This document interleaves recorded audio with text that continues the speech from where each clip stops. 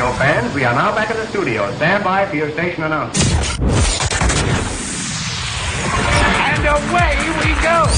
Now, I know you'd love to just sit there and keep being not slim, but we got to work a little today, okay? Broadcasting channels of the entire world will be cleared. In every continent, in every land, in all the four corners of the earth, the whole world over. Men, women, and children, of every age and race, and nationality, station, and color. Men of every language ready now to listen to the same voice.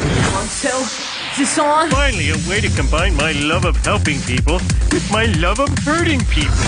So sit back, pop open a cold bottle of Brazilian mineral water, enjoy some poached salmon with capers, and adjust the satellite, because we have a great show. And there was much rejoicing. Unleash the fury. Unleash the fury!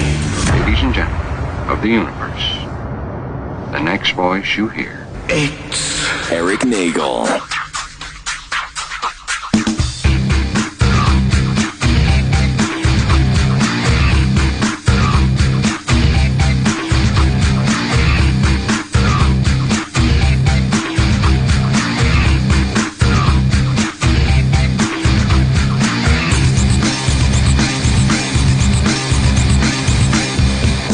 Yes, it is Erik Nagel. That is me. 866-969-1969 is the phone number if you want to call and be a part of tonight's show.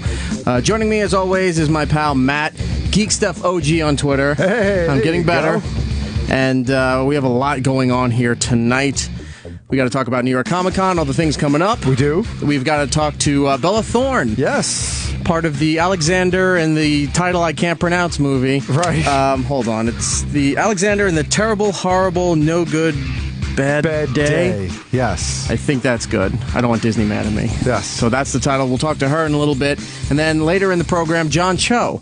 You may be saying, who is John Cho? Come on. Harold and Kumar. He's Sulu in Star Trek. He's on a brand new show on ABC called Selfie with Karen Gillan. That's right. From Doctor Who. Of course. And of course he's on Sleepy Hollow as well, which is very here and there. He's not I guess, is he a regular now? In season 1, he was a really important character. Now I'm an episode behind in season 2, but I believe he was in the first episode of season 2. So he's a recurring character for sure. He plays Andy Brooks. Yes. Yeah, who was alive and then died, and then alive and died again. He's a bad guy, but not entirely, sort of. But he is kind of.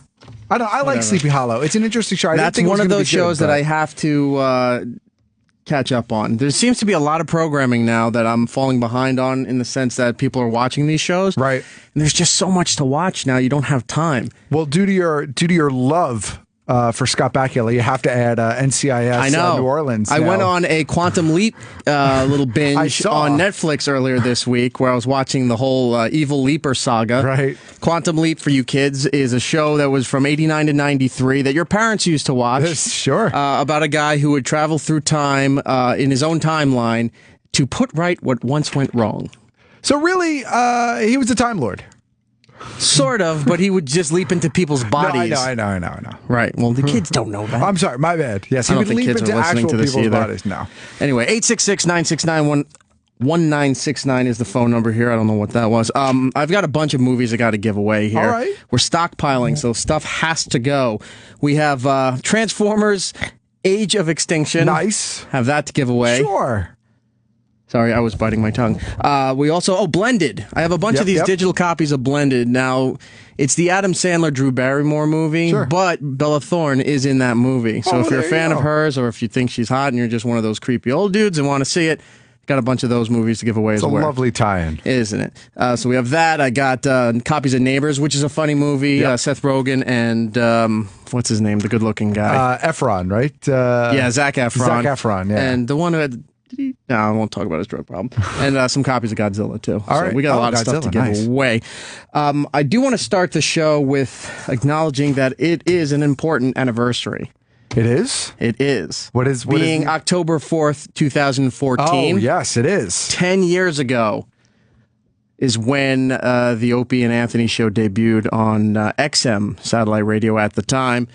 And it was an amazing day. I was there for it, and pretty much just changed my life for the better. Of course. In 10 years.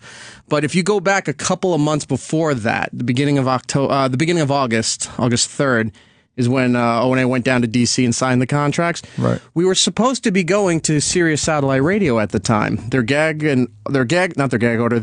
non-compete ended in June of 2004. Right. And Sirius had been courting, would you say, O&A for like 2 years since they couldn't do anything. And then when they were available, all of a sudden they kind of balked on it. And now XM stepped up to the plate and they signed with XM. And then 2 days after the signing, they did the big press conference at the Hard Rock here in New York City. Right. Which was all over the place. It was a lot of fun. Then we went on this really amazing promotional tour from Philly, Long Island, Boston, Cleveland. Where else was it? Buffalo. Oh. Trying to think what other places were there. But, I mean, that was cool. They went around selling the radios, getting everybody back on board with the Opie and Anthony show. That was an amazing time. I remember a lot of that. Did you go to any of those events? I did not go to any of those events. I think Big Kev went to a bunch of those events, I did not. Big Kev was at a couple of them. He went to Cleveland and Buffalo with me, and he was there the first day when the show came back on the air. Yep, I remember. So all that happened. I'm trying to think. I think I signed my deal August 26th. Of 2004. I had to go back down to D.C. with the whole staff, and that's where we met Mars, by the way. Nice. We were in a conference room. It was Ben, Steve, and me, Opie, Anthony, a couple other people, and at the other end of this conference room there, at the table just by himself, was this dude that we thought he was just another employee being hired at XM, going through the same HR stuff like and whatever. Orientation or whatever, yeah. Right. And then we find out later that this is your engineer. Oh. We're like, why didn't anybody say anything throughout the entire meeting? We didn't even know then. It was when we got back to New York and that guy was there. Yeah. Oh, you're our engineer. Nice to meet you. Yeah, he's like, I was down in D.C. No one said hi to me. We didn't know. Yeah. Nobody told us. So we had the promotional tour. We're selling radios all over the place. And then finally the gag order is lifted where O&A are now allowed to talk. Right. So XM did a special down in D.C. called Ungagged. I believe it was on October 1st of 2004. I remember that as well. And that ran in place of the technical errors that they were having as far as, not the technical errors, the technical message that was playing on the channel. When they turned the channel on, it was a pre-recorded sound clip, almost computerized, telling you that the Opie and Anthony show is coming. Right. If you want to subscribe, call this number. If you want to activate your radios, call this number. Ungagged happens. They do an hour and a half, something like that. And then that runs nonstop until October 4th when the show debuts.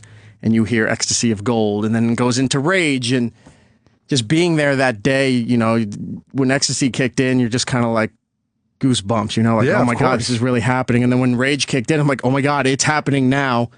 And in tradition of the show, there were some technical issues. Anthony only had one sound clip working on his replay. We're still trying to figure out what delete was, how to record everything. There's like a million engineers there. It was a great time. It was just so much going on in 2 months that I didn't really sit down and think about it until this year.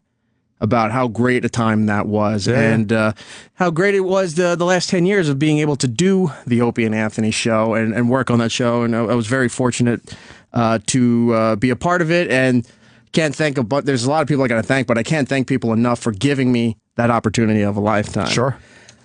I remember that first studio because the first time that Geek Stuff got the chance to be part of the Saturday Night Virus, 2006, right? Yeah, we were in that studio. And we did a couple of shows from that studio, at least 2 or 3 that I can remember off the top of my head, and maybe even more than that. Before the TV studio was put in, right? Before the TV studio was put in. So I'm trying to see if I'm remembering anything. Who was there that day? It was Opie, Anthony, Jim Norton, myself, Steve C. I think Big Kev was there, right? Big Kev was there. In fact, there's photos. You can see Big Kev in it. It's up on the O&A show Twitter, OA Photos Twitter. You can see some of the stuff I've been throwing up there from 2004. Who else was there? Mars was there, our engineer. Right. Some of the guys from XM who I don't know, some are still there, some aren't. Dan Turner was an amazing guy. He helped us out big time, both in D.C. and New York. Jaime Colon was one of the engineers who would travel with us when we do live remotes. Ed Schwartz and Tony, I can never remember Tony's last name. I think it's Macello. I apologize, Tony, but Ed and Tony still work down in D.C. in charge of the engineering departments for both XM and Sirius. So it was a great day. If you can find it online somewhere, maybe sure it's it still exists on somewhere. Audible. I don't know. Yeah. But if you listen to that first day, you can hear all the technical stuff and how different everything is as compared to now. Things are different now. Sure. Things move on. Absolutely. We have, Opie Radio is here. We have Opie and Jim doing mornings. Anthony's doing the Anthony Cumia show over at anthonycumia.com. Right. So you can check out, both shows. They're still here in different factions. And, who knows what the future brings. But I do want to thank Ope, Ant, Jim, Steve C., the late Steve C., Eric Logan, Kevin Straley, all these guys that were really cool. Bob Eatman, their agent, who was really instrumental in helping me get here and everything. So thank you guys very much. 10 years. It's a long time. Went fast. It did. Yeah, so, emotional day. I was just looking back at photos and little tchotchke things that I've saved over the years, and it'll be interesting to see where all this goes. Somewhere in my house, I have a bin filled with O&A WOW shirts. Do you really? That I've collected over the years. I have like a bunch of the bin in the Halloween office shirts, the that I St. need to Paddy's give Day away. shirts, some of Jimmy's shirts that his theme shirts, a bunch of different WOW shirts from a bunch of different stations from when the syndication was taking place, even before the XM. I mean, I have a bin of stuff somewhere in my house. Well, if you want to keep that, more power too. But if you want to give it away, I'll take it off your hands. We'll do it on Twitter or something. Yeah. As soon as I dig it out, I'll definitely kind of pass nice it to over. give out to the fans. Yeah, of that sure. old stuff that maybe they weren't privy to getting the first time around or even knowing about. Yeah, of course. So that being said, 10 years. Thank you, everybody involved, for the opportunities that have been given to me. Moving on, let's talk about, we got Bella Thorne coming up in about 10 minutes. We got to talk some New York Comic Con. It's here in New York next week. It is next Thursday, Friday, Saturday, and Sunday. October 9th through the 12th. And a lot of celebrities, a lot of stars, a lot of TV shows and movies will be there. Stepped up their game quite a bit this year in New York. And from the updates I had at the beginning of the week to what happened yesterday and today, there's just huge names attached to everything. And they have events planned all week this week. They're calling it Super Week, I think is what it is. And they're working with like Midtown Comics and a bunch of other venues. And really, New York Comic Con, for what is now, I guess, officially the second biggest convention in the U.S. at least. They're really close because San Diego last year was 130,000 plus people. And New York was right around there last year as well. And we don't know what obviously this year's number is going to be. I'm talking about attendance, by the way. We don't know what this year's numbers are going to be, but they're rivaling San Diego, at least as far as people through the gate. It's getting there. I think New York is probably about where San Diego was 5 years ago. Well, San Diego has kind of plateaued a little bit because San Diego, quite honestly, has run out of room. But they have all that room compared to what New York has here. Even the room that they ran out of is still bigger than the Javits Center. No, because the Javits Center for the last 3 years of the con, parts of it have been under construction, so they haven't been able to use the full capacity of the convention center. Really? When the rest of that center opens up, they should be able to squeeze in a nice little bit more people. Now, I don't know what's going on in San Diego. I had heard rumors for a while that they were going to be trying to do some sort of expansion. There was even talks that they were going to move it away from San Diego and like they were going to move it to Vegas and stuff like that. But at some point in time, would you go to Comic-Con in Vegas? Would I go? I would go. No, for the same reason I wouldn't go to Comic-Con in San Diego. It's too expensive to get out there. And it's just not fun anymore. I can't go to San Diego anymore. Personally, it's just not fun for me anymore. So I'm really looking forward to New York, though. Vegas would be interesting. They would have the room. They'd have the facilities, but that's too much money for San Diego to let go. Oh, and if you've never been to Comic-Con, the entire downtown area of San Diego, the entire Gaslamp district depends on Comic-Con. I mean, they have Comic-Con signs in every single restaurant, store. Everyone is doing something that week. It's amazing how much that town depends on it. I want to try to get rid of this DVD. No, I don't want to say get rid of. I want to try to give away this DVD. Sure. You're going to number 2, aren't you? Before we go, where is Chris in Long Island? Yep. Chris, how are you? Hey, E-Rock, what's happening? What's up, man? How are you tonight? I'm doing good, man. I look forward to the show all week. How long have you been a listener to the Opie and Anthony channel, Opie and Anthony show, and all its forms? How long have you been listening? Well, I started listening when they were on Free FM. Okay. You know, I was always a Howard guy. I didn't follow Howard over to Sirius. And then when they came on after David Lee Roth or whatever, I started listening to them and fell in love with them and been a hardcore fan ever since. And I'm fucking heartbroken that they broke up because, you know, as good as Jimmy and Opie are by themselves and as good as Anthony is by himself, it's just not the same either way. You know what I mean? It's different. I'll give you that. I don't think one is better than the other. I think, you know, it's just different. It's an unfortunate circumstance that we all had to go through here. But, you know, if you're going to keep listening to us, that's great. If you're going to listen to Anthony, that's great too. And, you know, we're just lucky to have you, I guess, you know? Both your shows are still on. Yeah, I listened to both of them, you know, but the chemistry between the three of them was phenomenal. Right. You know? And they're both good. They're all good, don't get me wrong. I listen to all of them every day, but, you know, to me, it's just not the same. But, you know. Well, who knows what the future holds, my friend. I will give you, if you are interested, I'll give you the copy of Transformers Age of Extinction. It's Blu-ray. I think there's a digital copy with it as well. Yeah, I think so. Yeah, that's awesome, man. Make sure you sign the cover for me also. I can't ruin that movie any more than it is, sir, so I will gladly sign it for you. I'm going to put you on hold, and we'll get your information. That's line 2. Chris is getting the Transformers there. Comic-Con, a lot of panels. One of the things I want to point out is that Birdman movie. Yeah. That was a recent addition. Michael Keaton and Ed Norton are going to be there. And the movie looks so bizarre. So the premise of the movie is Michael Keaton is like, he's this kind of sort of washed up actor who's coming back and he's playing a superhero, Birdman. Right. And it's kind of about his struggle to come back and accept this role. And it looks really interesting. And I like Michael Keaton and I don't know. I think it's going to be an interesting movie. It's a comedy drama sort of. I think it's more of a drama than a comedy, though. I like Michael Keaton movies because they're not always your run of the mill movies. They're always a little, I don't want to say oddball, but they're a little off. Okay. And that, I think, what makes him enjoyable because he could be a straight actor, but he doesn't really. His persona doesn't fit the type. You know, you want him to be Michael Keaton. Like, what the fuck? I'm here to party. Yeah. Let's do something. You want him to be Johnny Dangerously. You want him to be Beetlejuice. You want him to be Batman. Yeah. You know, you want him to be whatever his name was in Gung Ho. He's always a party when Michael Keaton's around. I want to check that out. What other panels do we have there that if you're in the New York area and you want to check it out, you definitely should go and see? Disney's got a really big panel for Big Hero 6 and Tomorrowland.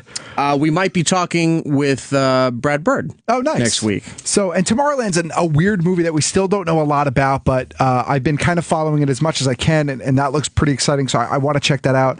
AMC's Comic Book Ben has a panel. Kevin Smith will be there. He's also moderating it while being part of it. Right. Agents of S.H.I.E.L.D. has a panel. Which, by the way, hold on. Kevin Smith, I've been trying to get on the show for weeks now, because I wanted to talk Tusk, and I wanted to talk Comic Book Men, and he's doing both now at Comic-Con, and I've reached out, I've tweeted, we've called, and it just has not worked out. No, it's not that there's no love. No, I'm kidding.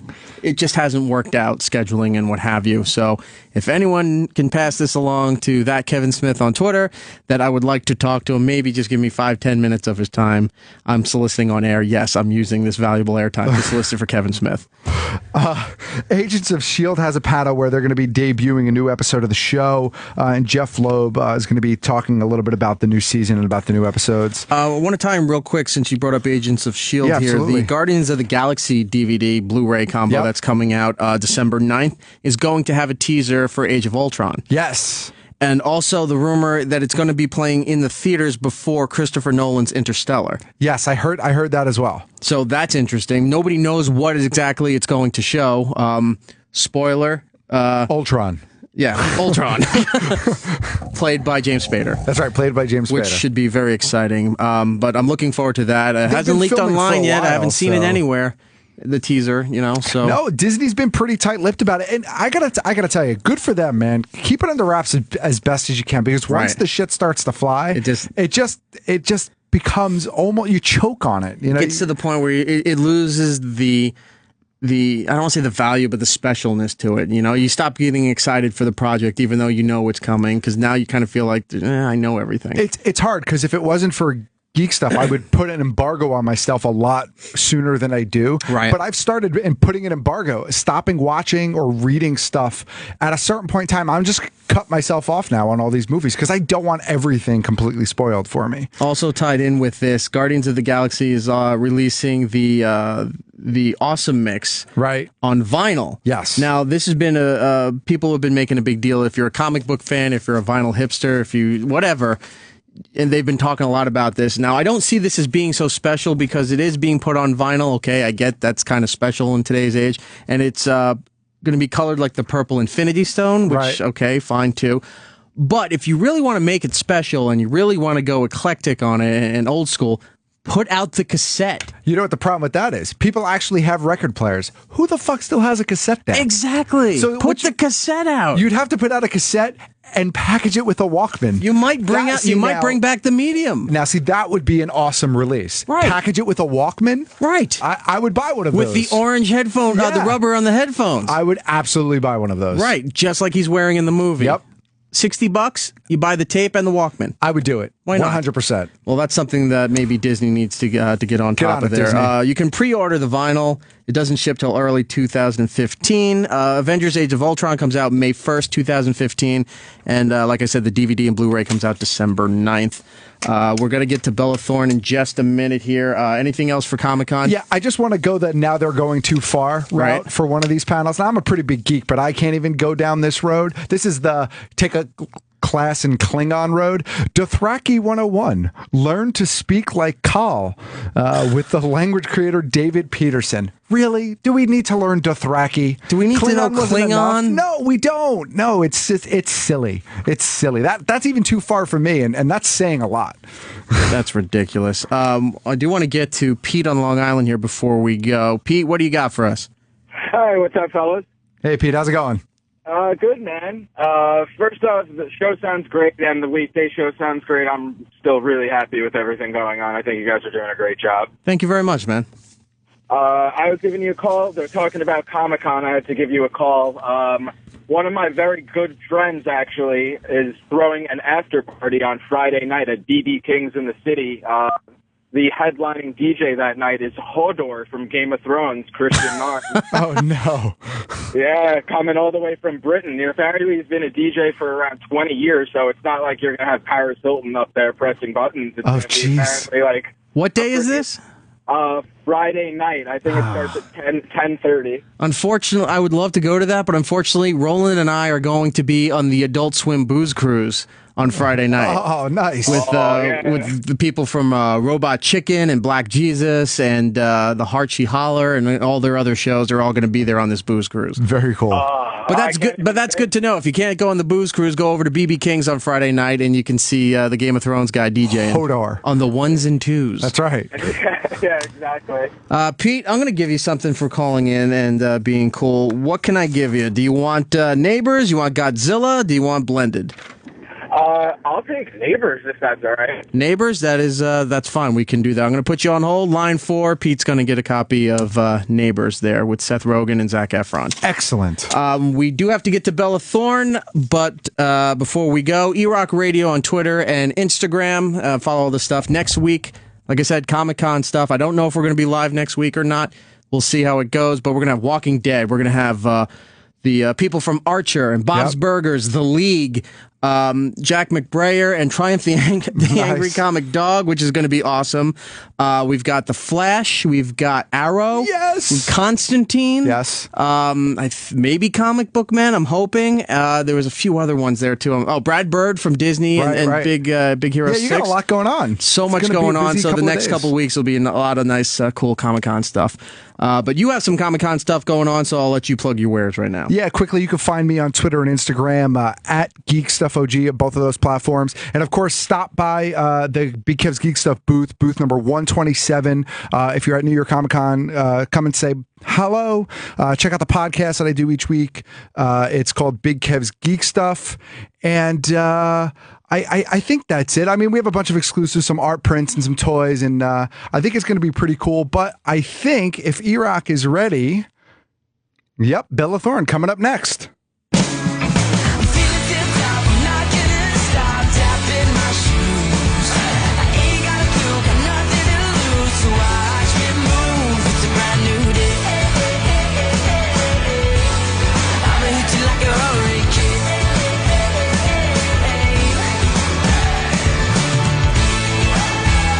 here with Bella Thorne, and you're going to have to help me with this because I've been practicing and I still can't get it right. The name of the movie, Alexander. Try it just once. Don't look at your paper. Alexander and the Terrible, Horrible, Mixed Up Day? No. Come on, you almost had it. You know you could have got it. I've been practicing and I can't. Now I'm going to look at my paper here. It's Alexander and the Terrible, Horrible, No Good, Very Bad Day. I love the way you say horrible. It's an East Coast thing. I've been trying very hard to lose it. I used to be from Long Island. I love it. There's who's doing my hair today. She's really nice. She has like such a Jersey accent. I love it. I live for it. Every time she talks to me, she's like so Jersey. But when you're working in broadcasting, it does not sound well. It sounds like you're ignorant and stupid. No, it sounds like you're funny. No, it doesn't. It does not come over well. Come on, have you ever seen Ted? Oh my God, it's They so don't funny. do that. I know. I would love. Come on, Mark Wahlberg. Boston, the Northeast area, does not translate well when you're broadcasting. Okay. That's why everyone tries to sound like they're from Nebraska or Oklahoma, where it's kind of neutral. Oh, wow. When I was working in Florida, it was horrible because people would call up and they say, "You're from New York," and I said, "Yeah, you can't do radio in Florida." In Florida, we kind of have I'm from Miami, so we kind of have like a little bit of an accent. It's a little weird. A tiny little bit. Yeah, kind of a southern accent. Well, we're southern, but you don't expect people from Miami to have an accent. It's a little weird being because I was working out of West Palm Beach, but you would get Fort Lauderdale as well. So when you pass Fort Lauderdale, you would get some of the southern, but you would get a little bit of the Cuban mixed in. And me, I'm Cuban. Okay, there you go. Italian. At least you're down in the nice area of Florida. If you're in that upper panhandle where Panama Beach and it's all crazy because it's right near Alabama, scary area. But anyway, we're here talking about your movie with Disney. This isn't your first Disney project that you've been a part of. I got to give you props for this, even though I think you only did one episode, Phineas and Ferb. Oh, thanks. How fun was that? I just did that. I thought it was really cool. I actually love animation. I actually just did an animation movie, a whole movie. Gerda. Gerda is my character's name, and it's so cool. I had to play like 9, and my voice, I always like to say, is it's very manly, it's very deep, and it's just my voice. So if you don't like it, I'm sorry. Right. And now I had to really pitch up my voice and to sound so young. It was so weird. It was so cool though. I love animation. I always find it really cool when somebody gets the chance to do any kind of animation, especially when you're a part of a Disney animation project, because they take it so seriously and they don't really put out junk. They really take the time to make sure to get it out right. Is this I love the pose that you're doing right now. Is this something that you have plans to do in the future? Do more Disney animation, maybe even some of the feature films? I would love it. Are you kidding? That would be so cool. I think it's not animation, but they could do an animated animated Kim Possible movie. But how cool would it be if I was the live action Kim Possible? Whoa. I could see that. Newsflash. There it is. Imagine it. Picture it. Like it. Is this what you're soliciting right now? Now that you have Disney's ear because they're promoting this movie? Hey, Disney. The movie is out October 10th, and I'm sure you couldn't be more excited. You're working with some big names here with Steve Carell and Jennifer Garner. How were they to work with? So cool. I mean, I just got done working with Adam Sandler and Drew Barrymore. And for Blended. Yeah, and those two are not playing characters. Those personalities, that's them. They really have those big, funny, hilarious personalities where they're always making jokes. And, I thought that Steve was going to be like that too, but he's really just like a low-key guy that's just into studying his script and, on set, that's kind of how he acts. And I just wanted him to say, "Brick." Just say it. I was just going to say that. Just say it, please. You're a big Anchorman fan. I almost showed up in a Brick shirt. Did you ever tell him that you love Lamp? No. You should have. And then he probably never would have worked with you again. Oh my gosh, that would have been so... He's like, this girl's a stalker. But you know what he did say? He was sitting next to me in the hair and makeup trailer. It was all awkward because I didn't want to be like, "Oh, hey, Steve, let's talk. I want to talk to you." So we're just sitting there and he goes, "My kid's a really big fan." And I was like, "Oh yeah, I'm in with him now." When I meet actors that I think are amazing, like Christian Bale, loves me because his daughter loves me.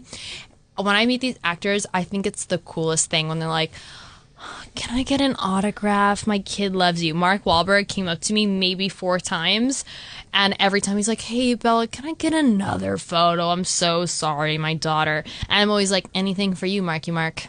I love how you're name-dropping Batman.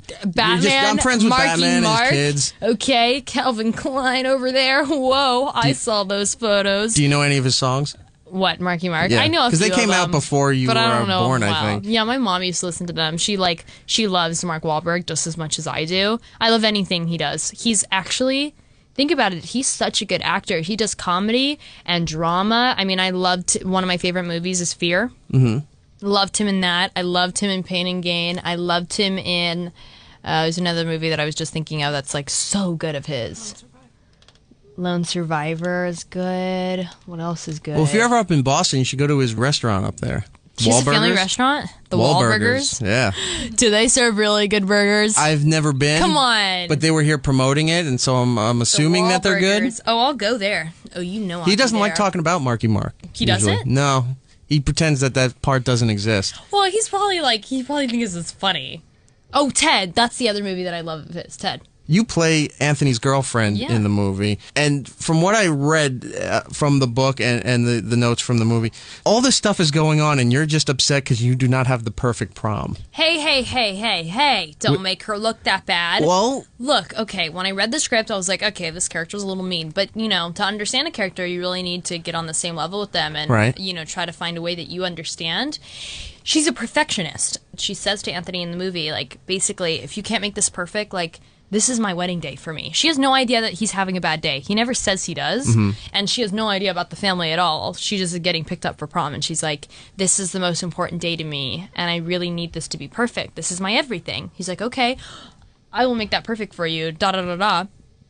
And, you know, things start to go horribly, terribly wrong, which is, you know, that's awful, obviously, but Celia doesn't realize that that's happening. She just thinks he's messing up, and he's just not prepared for her. And, you know, she gets a little irritated because she's a perfectionist, and, you know, she goes about it in a way that's not as well as I'd like to say. I wouldn't go about it in that way, but she's not, you know, mean. She just overacts a little. Now, your birthday is next week. You're going to be 17. Mm-hmm. Are you doing any kind of schooling, like privately, or are you going to school? I have a homeschooling program. If you're doing homeschooling and not in a public school or a private school, you're going to probably miss out on the whole prom experience. Does that bother you at all? No, because I've been to a few school dances, and, you know, I'm so happy that I went because it was really cool. But when you go there, you know, a lot of these kids, I think it's a really big deal for them because they get to dress up, they get their hair and makeup done, the heels, the dress. I do that every day. So for me, that part of the dance isn't really that special because I just want to, you know, take the day that is special right. is when I don't have to wear heels and I'm not wearing makeup and I'm sitting in my bed watching Netflix. That day for me is so special. So that was really cool, but they keep you there from 6 till 12 and you can't leave. They don't let you out. If you right. want to go to In-N-Out, you can't. Sorry. No, Don't you send a page or an intern? No, nope, not going to happen. Nobody can wow. come in or out. It's just done. And I go to bed every night at 10:30. So I'm like, guys, at the end of the night, I'm literally sitting in the corner with my heels off and blisters on my feet. I'm just like, oh, guys, I just want to take off this makeup. So every night's a school night for you. Yeah. But you have the job of a lifetime, so I guess you can't really complain. Exactly. I'm running out of time here with you, but just a couple quick things before you go. Are you a big UFC fan? I actually am, yes, because my brother, I hate watching people get beat up. It really scares me. But my brother, Remy, is an instructor at Krav Maga. He's only 18, so it's pretty rare. And he also does Brazilian Jiu-Jitsu, right. and he competes, and it's really freaking cool. Have you gone to an event? To one of his? No, like the big UFC events. No, but I was going to, and then I missed it, and I was so upset because I actually had to They be take pressed. such good care of, not just the fans, but like a celebrity that would come there, they take such good care of you. You should reach out to Dana White. Yeah, no, I want to get Remy and go. Did you just see? Okay, I'm forgetting his name right now, but the Irish fighter, he's so freaking good. I love him. I absolutely love him. He's so freaking cool, and I love that he just overdid it on his speech. That was so funny. He was like, "This is for our country," and like he just kept going with it, and I loved it. And I love when they were talking on the mic, and they were like, "Oh no, he's talking too much smack. Oh no, he's getting distracted." He just right when they say that, he just goes in, and it's so good. I love that fight. Sorry. You should actually go take your brother out to an event. I think you'd have No, are you kidding? He would love it. I'm so excited. I think for his birthday. Do they have fights in December? December 22nd? They have fights every Saturday on Fox. We watch and them. then they have the pay-per-views every month. Oh, I think we do that, the pay-per-views or right. something, because it doesn't really go on the TV or something weird. We should weird. use a little of your star power and take him out and have a nice birthday in Vegas. I think for his birthday, that's what I'm planning on doing, because I think that would be really cool. You sponsor a child in Kenya? Yeah, I do. How did you get into that? Because a lot of young people, look, I don't want to insult everybody, but that generation is a very self-centered generation, a very me. Okay. I'm on my phone. And to do other things like that without having to be forced to is very unusual, but you're doing that. How did that come about? Thank you. I mean, me and all my friends are very big into charity work. I mean, even Missy right now, even though she's on her phone, she does this really cool run, and she has like all these kids that she works with cancer, and she's always all about them. She's always showing me photos of her favorite kids. And we love doing that stuff. I mean, if you have the opportunity to help somebody, were you influenced through your parents with this, or is this something you picked up on your own? No, I mean, my mom is really big on, doing that kind of stuff. And so when I was younger, she had us do this. And at the time, I didn't really know all about it. But I remember her saying, Bella, when you're older, you're going to be so happy you did this. And I was like, okay. And like, then I started reading up about it and how great what I was doing was actually so cool. And so my checks, even when I get into a check, there's an automatic percentage that comes out and goes to these kids. And me and my siblings, we have 4 of us. It happens with all of us, and we all have a kid. But now I do like a lot of charity work with the Humane Society. I work a lot with the Thirst Foundation, which is a very big yes for me. I love the Thirst Project, and I love working with them. Well, it's very honorable of you and very humanitarian of you, especially your age and that generation that you're in, when a lot of people aren't doing that. I got an award, and Jennifer Gardner actually hosted it for the Thirst Gala, and they gave me an award there. They honored me, and I asked Kevin Nealon to present it because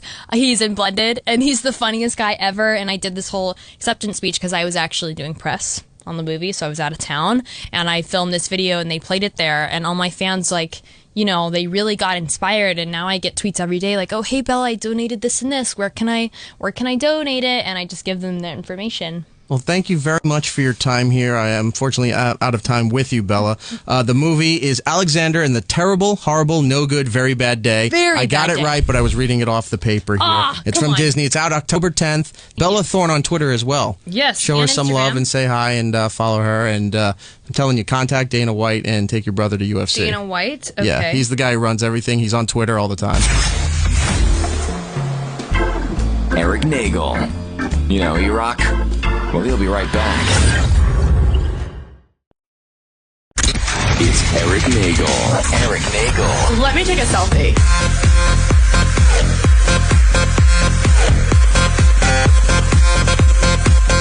So I'm here with John Cho, one of the stars of Selfie on ABC, Tuesday nights, 8 p.m. John, how are you? Very good. Thanks for having me. Weird show. It's adapting off a craze, the whole selfie thing, which didn't exist maybe 2 years ago. Now has its own term. Now has its own show. Yeah. It's referencing something very modern, but it's based upon a very old story, Pygmalion, which is about a guy a woman who comes to an older man and says, make me respectable. And in the original version, it was, she changed her accent from Cockney to a posh English accent. But in this version, she's a social media obsessed narcissist, and she comes to my character, a marketing expert, to rebrand her. I saw the first episode and everything I read about what's to come. It's the trend that young people are having now, even though she's a bit older. Young people are having where they can't separate their online social media life from the real world. And when they're forced to be in the real world, when you have to tell a kid, put your phone down and interact, they don't know how to. And you have to coach her on this. Right. And it's... the show is about, look at me in the eyes and be in the moment. And it's what Henry is always saying to Eliza. And it's the launching point of the story. And hopefully the series is about two people who are opposites who come together. And it's not always about social media, but it's certainly an interesting starting off point.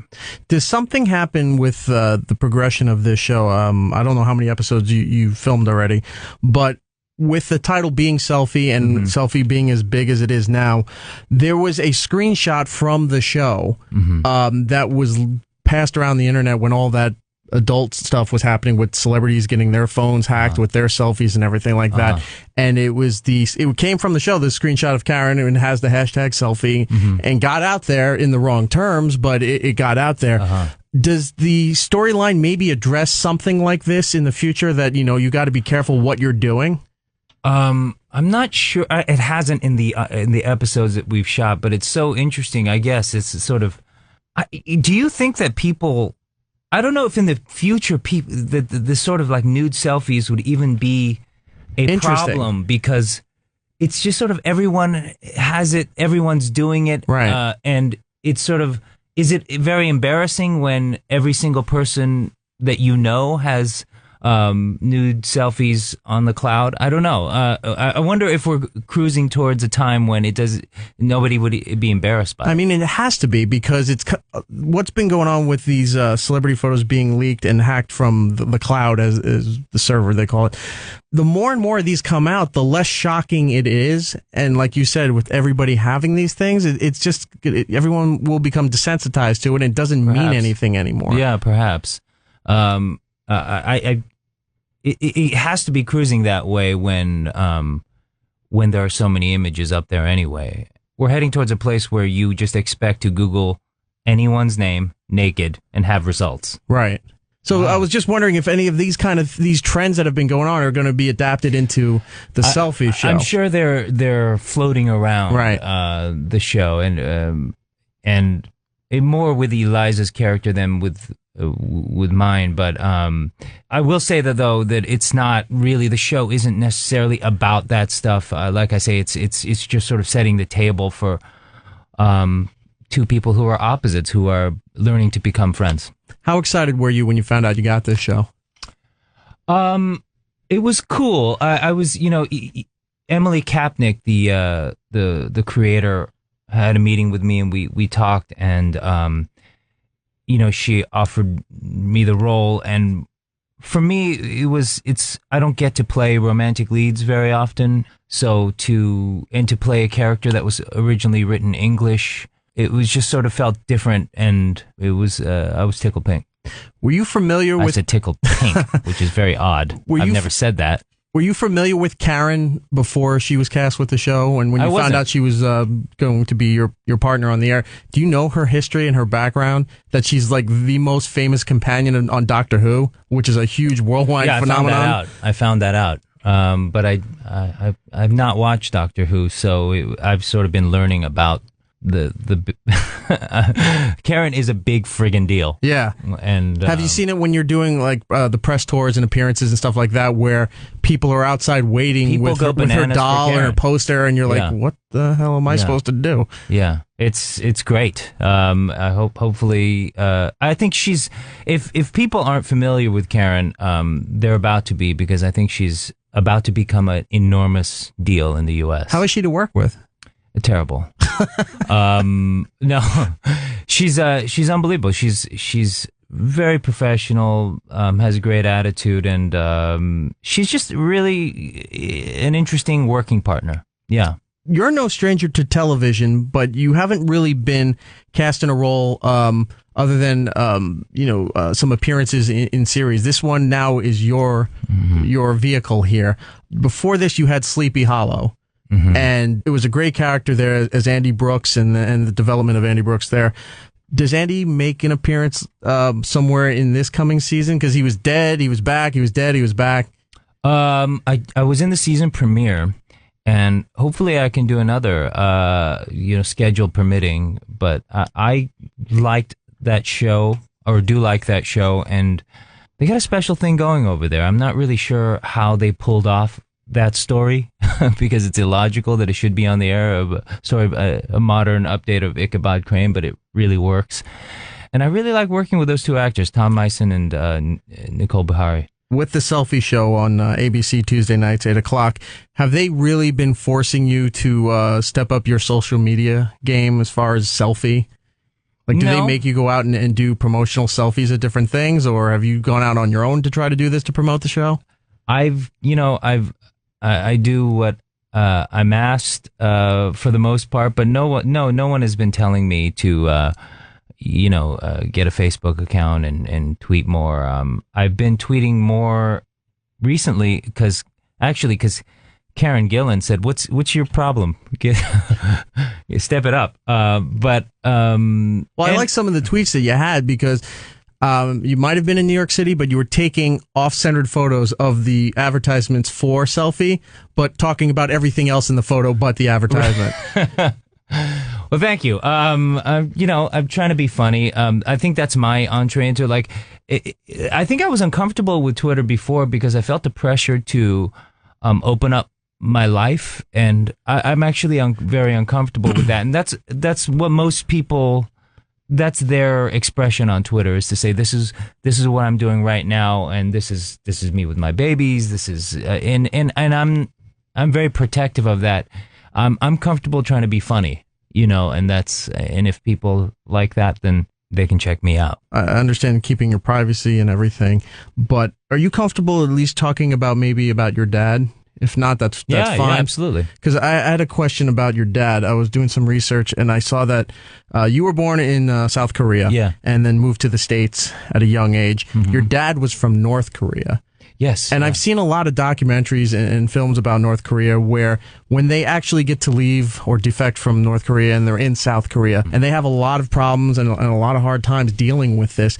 Your dad coming from North Korea to South Korea and then to America, how did he transition all of this stuff? Well, first I'll say it's very interesting. They do have schools for defectors in South Korea. I found this out recently through a documentary. Very interesting. They're very basic. They're like, this is what a check is. This is what money looks like. It's incredibly basic. But my dad was 9 years old when he, at the start of the Korean War, which split the two countries into two. Split one country into two countries. And so then he walked down at the start of the war with his family to South Korea. So it was a forced migration then. And then, as an adult, he was an immigrant who was looking to, for a better life for his family. So I think he's pretty good in chaos, and as children we were less comfortable with the moving around, and I was 6 years old when I came to the United States, and even though I learned the language quickly, we were, it's tough to be pulled away from your extended family and stuff. Did you move to one of those areas that were heavy in the Korean population, or were you just starting off in the suburbs somewhere? We were in Houston, Texas, and that was a bit of that was some culture shock there, as I recall. And it was tough to watch, like my mother struggle. My mother didn't speak English at the time. My dad did, but my mom didn't. So it was like tough to see my mom, I think, struggle with the language and feel isolated, because my dad was the kind of guy who could go out and make friends and shake hands wherever he went. But my mom, much less so, I also saw that you were part of the re-election process for Barack Obama in 2012. Yeah, I went out and did some voter registration. And was that mostly your political views and on your own, or was it to help out when Cal got picked up by Obama to work under his administration as well for the re-election and arts and development? And I supported Obama on my own, and I think I called up Cal and said, "Who do I call to help out? Who do I email?" And I don't know that. Oh, we did some campaigning together, but we did them separately as well. And we went to some swing states, and it was some of the most interesting days of my life, going out and meeting people, because I think my view on America is one that I would generally describe as apathetic, and you see voter turnouts, but the opposite is the case. It's you go into these and I don't, no matter what political persuasion you are, it's really fascinating to see people who are passionate about what they believe in, and it was really edifying for me to see that. Was this the first time that you went really public with and using your star power to be involved in politics, or have you done it in a smaller sense early on in your career? I wasn't really, didn't really. I've been asked. It felt, I guess, this particular candidate motivated me to get off my butt. Do you see this as something that you might do again in the future with the upcoming election or elections down the line?